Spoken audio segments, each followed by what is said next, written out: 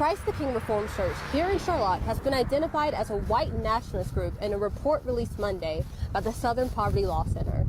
Pastor Brett McAtee declined to comment on the report. But in a blog post from July, McAtee wrote that when comparing races, the white race is, without dispute, superior. McAtee goes on to describe early indigenous groups as cannibals and African people brought over during the Atlantic slave trade as savage.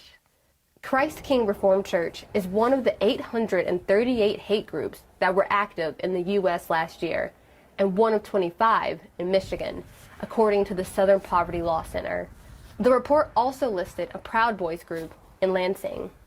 The 2020 report is interesting because it notes that there is an actual decrease in the number of groups that we're tracking, which you can point to COVID as part of the reason for that. A lot of that activity that was taking place in public contexts moved to the internet, where folks could be anonymous, where people could organize in darker corners that were being, less surveilled.